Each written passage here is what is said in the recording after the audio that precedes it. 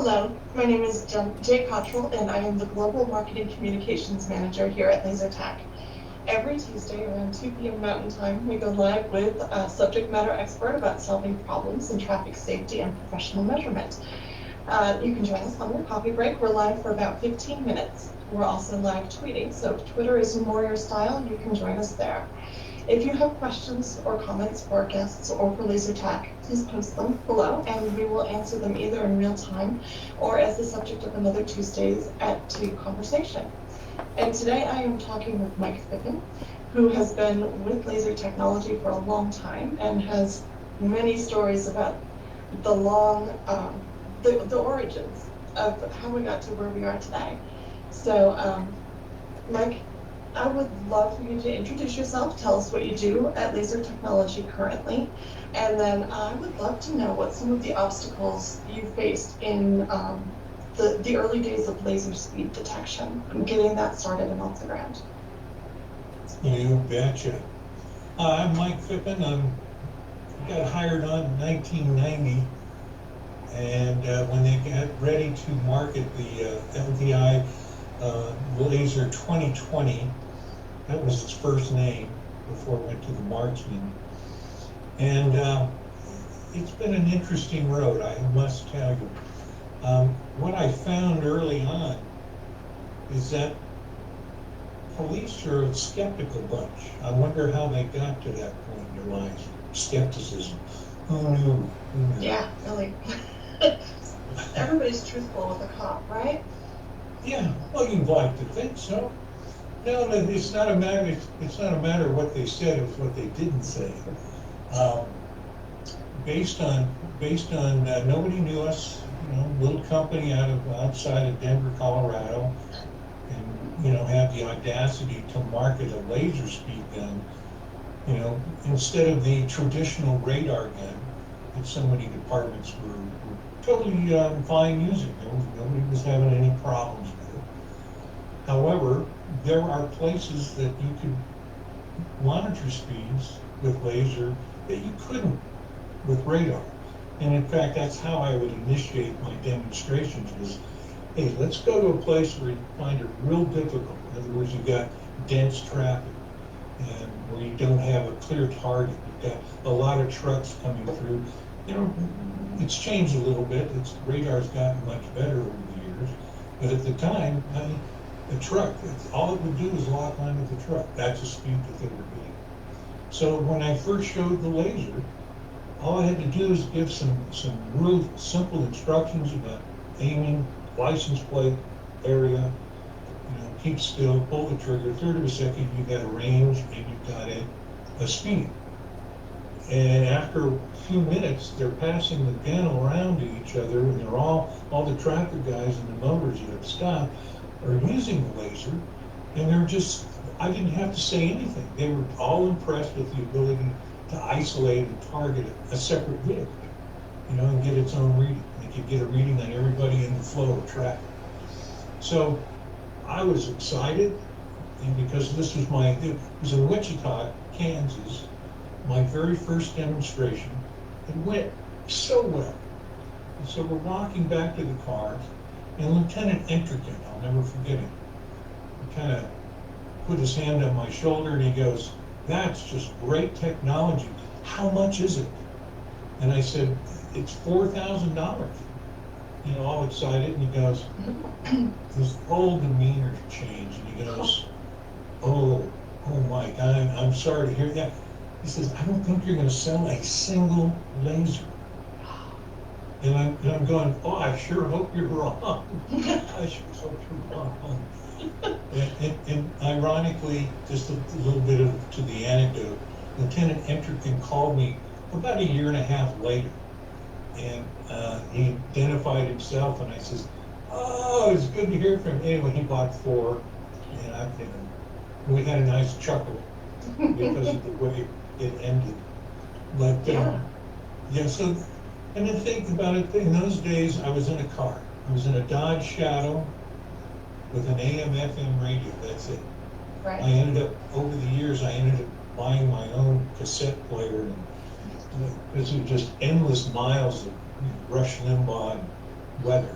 That's about all I could get at.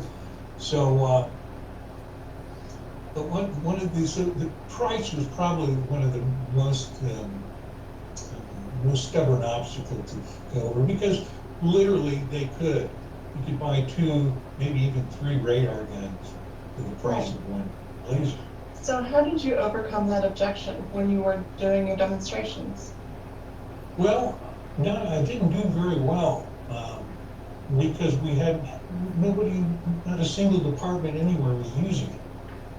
So when I sold the first laser to Cedar Rapids, Iowa, they were the very first department in the world to actually deploy it in enforcement, traffic enforcement.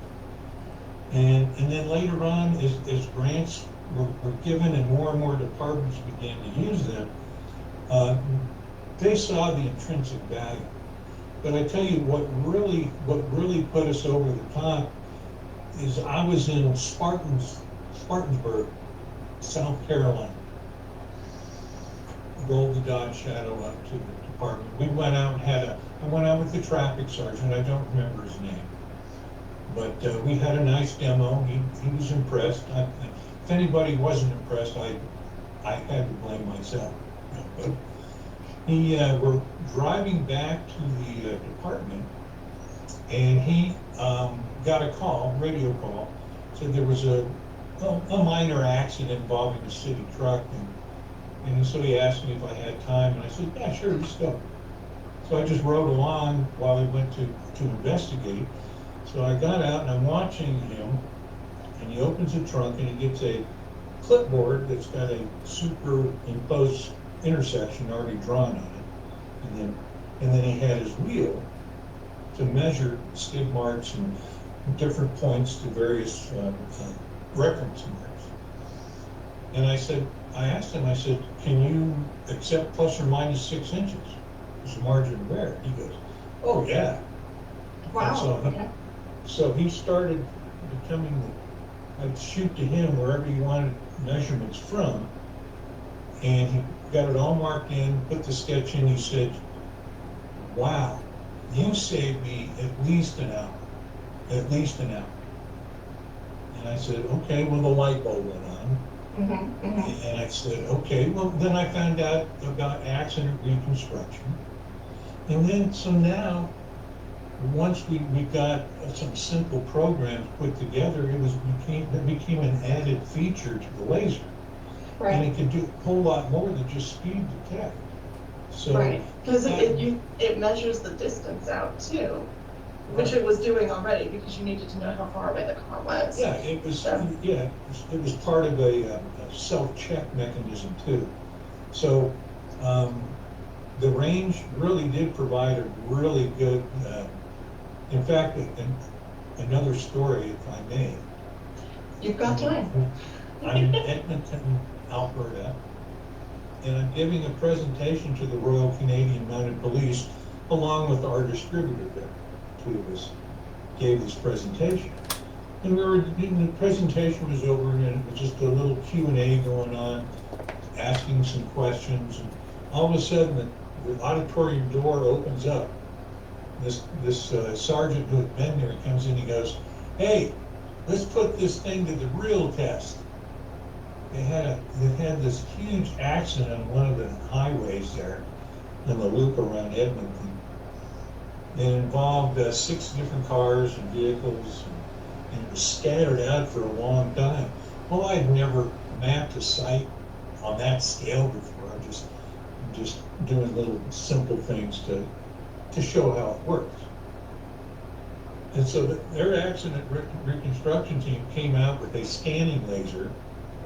At the time, it was like $100,000 top of the line equipment.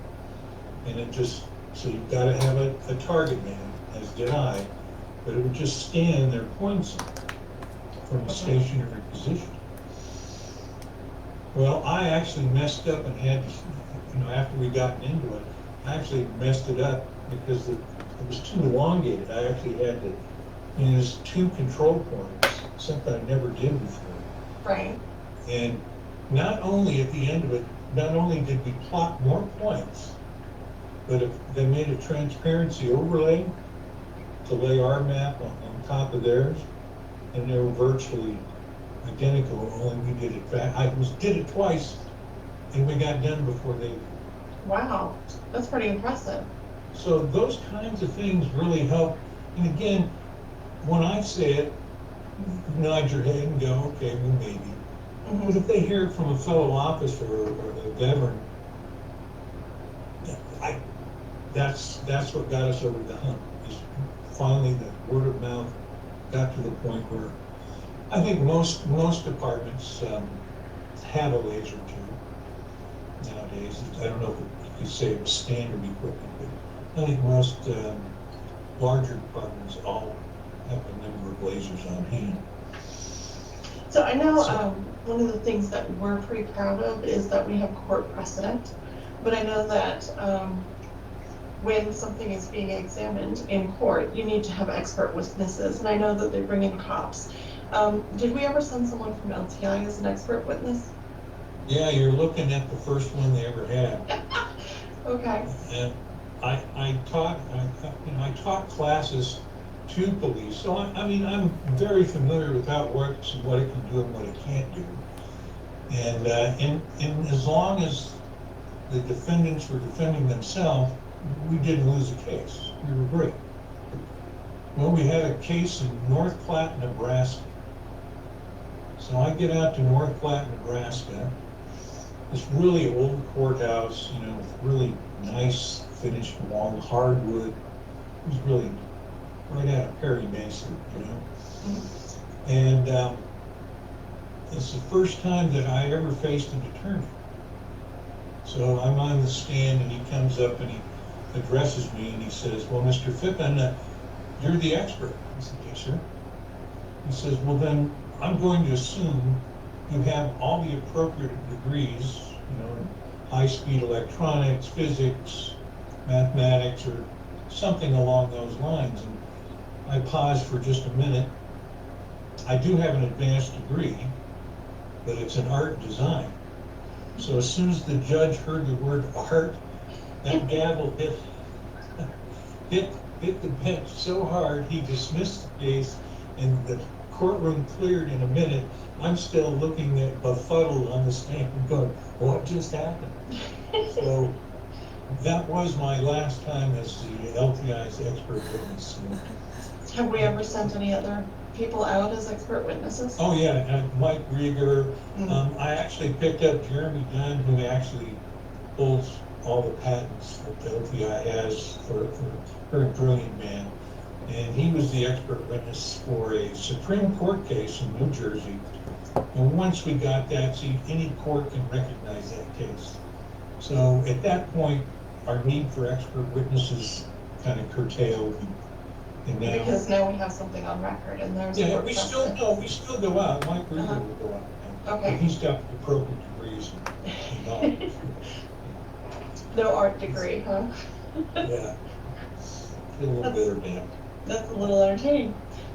So in the early days, as we're kind of getting traction with the speed laser, what other things did you notice in driving around the entire country, as you said?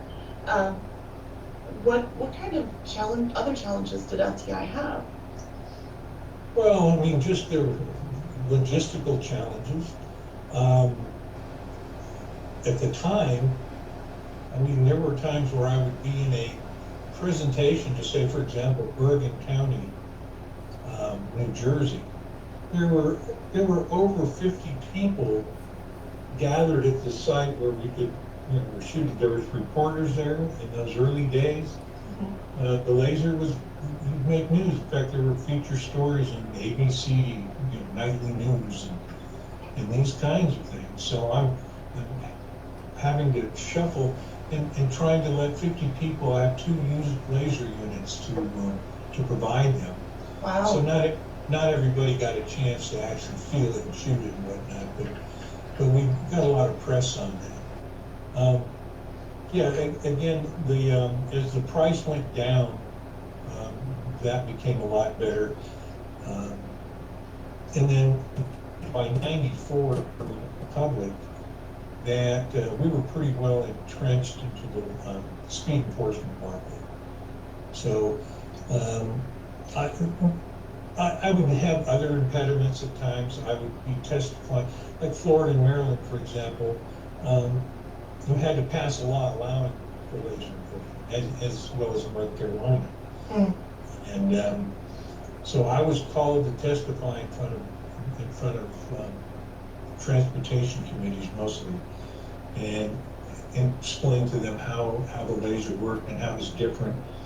But I would always be opposed by lobbyists from the American Motors Association, who are just against anything about speed enforcement you can think of. And so I'd have to wrangle with them. And the first time I met with one of them, he ate me for lunch. Wow. But I quickly rebounded and I quickly learned. So Yeah. again, in the words of Dave Williams, who is one of the co-founders and CEO of LTI, and he said one time, had he known all the testing, all the documentation, all the, everything that had to be done to write a ticket with a laser, he said we would have invented the laser jukebox or something, like gone somewhere else. Right. So it just initiating and establishing ourselves in this market was a fairly significant task. If you've never had to go through something like that. Yeah. Well, we are at the end of our time. Is there any other thoughts you want to share about LaserTech and the products that we have? Well, I'm selling sensors for LTI now. It's only because I'm too old to get out in the car and drive around America anymore, so I'm doing it largely from the phone. But we have a professional measurement product line, which is just second to none. I mean, just a fabulous product that we have to that market. I would say to those of you that are still listening, buy LTI. Thanks, Mike. I would also like to thank everyone else who's joined us today for our little 15-minute interview. If there are any questions that are posted here after we're done recording, we'll pass them on to Mike, and I'm sure he will be glad to give more stories. And any questions that are more technical will be passed on to the product managers. And looking ahead, we will be live again next Tuesday, so we'll see you then.